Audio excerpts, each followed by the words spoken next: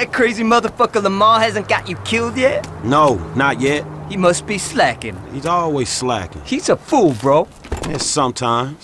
Anyway, talking of fools, what would you say if I told you some fools I knew were running a little racing competition? And as luck would have it, they got this really beautiful silver medal with your name on it. I say go fuck yourself. Bronze medal then? Funny motherfucker.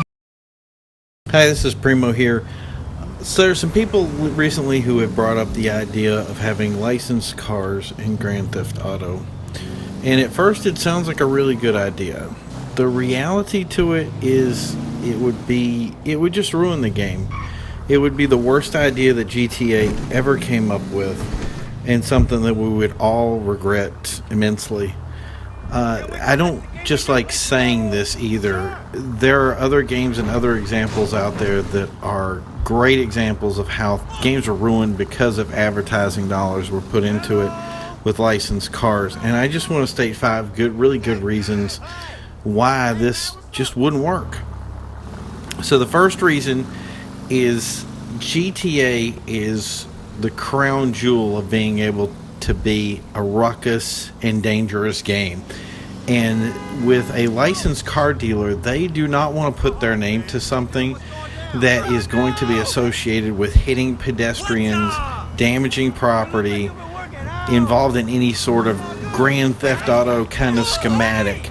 It's just not something that they're going to promote. So the first thing that you're going to lose is no more hitting pedestrians, no more picking up hookers. It would remove a lot of that content from the game.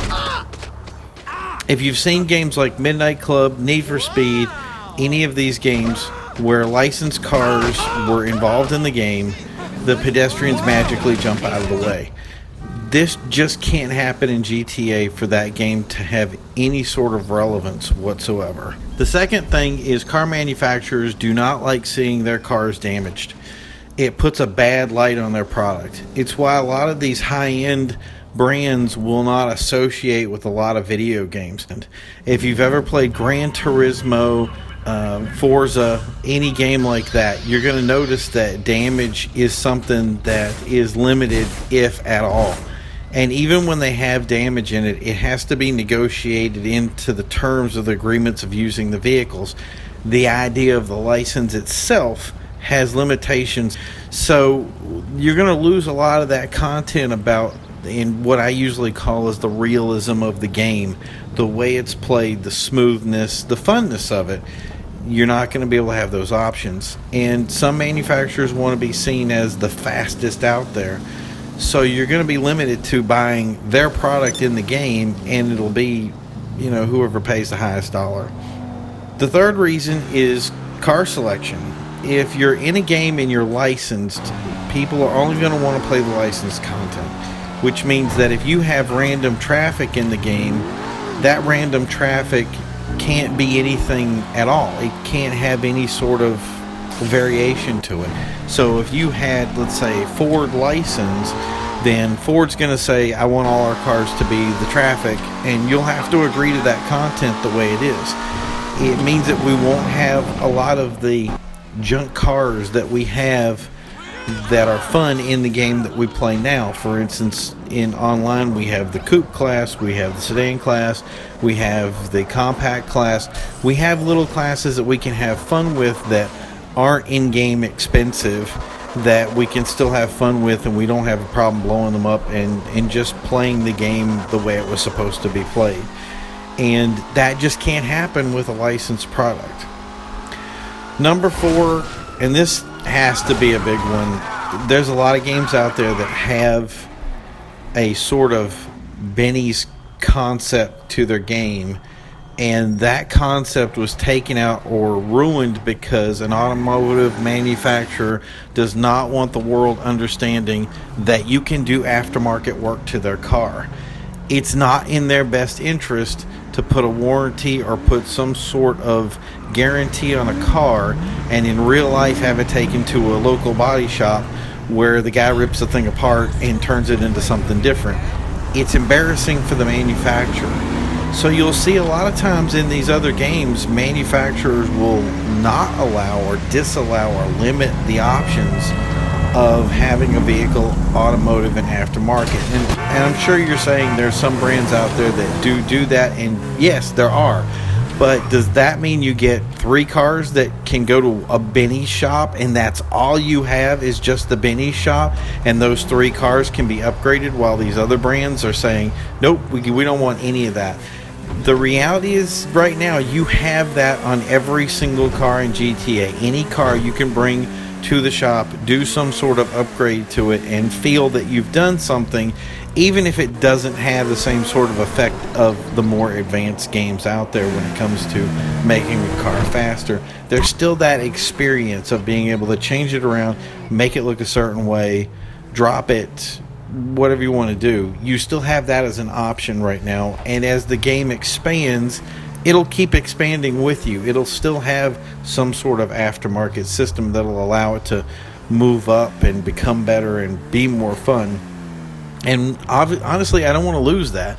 It's part of the game. The Benny's mindset is very productive and positive for the game. Even if you want to take into account the cars are expensive, sure, just play a little harder and get what you need to do so that you can have, you know, your voodoo or whatever and have fun with it. Number 5, and this is a big one, is that once you've sold out to advertising, you can't ever go back. So once you've started doing the advertising thing, sure, let's say you have less cash cards or you have all these other things, you can't see those as negative when it comes to the advertising product. Once the advertisers are in the pocket of a game manufacturer, they're going to continually try to manipulate the game to make them look better or them to see fit. I hope, and it's funny because a lot of times I don't feel this way, and in this way I really feel it very strongly, is I don't want to ever say that Grand Theft Auto has sold out. I don't ever want to think that Grand Theft Auto said, you know what, let's make the product watered down because marketing is the key role here. GTA is a game of abstracts. It's a game that rocks the boat. It's a game that goes against the grain. It goes against the very idea of what a lot of people out there who are trying to make themselves look good and are concerned about customer service, they don't toe that line.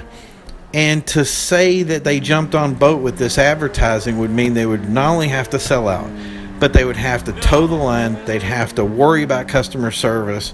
They'd have to worry about consumer visuals or acceptance and correlation with other products. You don't want that. None of us do. What we want right now is a Grand Theft Auto that will allow us to do everything that we've always done in Grand Theft Auto, from Grand Theft Auto 3 to Grand Theft Auto San Andreas to Grand Theft Auto 5, all the way into whatever is the next product that comes out. We want to keep doing what we're doing now because, let's be honest, people, we like it, and changing it is going to hurt the game. So if you're looking for licensing, stick with the imagination. Don't take it personal, the way it's set up, so that you can continue to have the great experience that you have. I want to thank you guys for watching the video. If you don't agree with what I'm saying, stick it in the comments below. I'd be happy to hear anything you have to say. Don't forget to like and subscribe, and I will see you again later. Have a great time. Bye.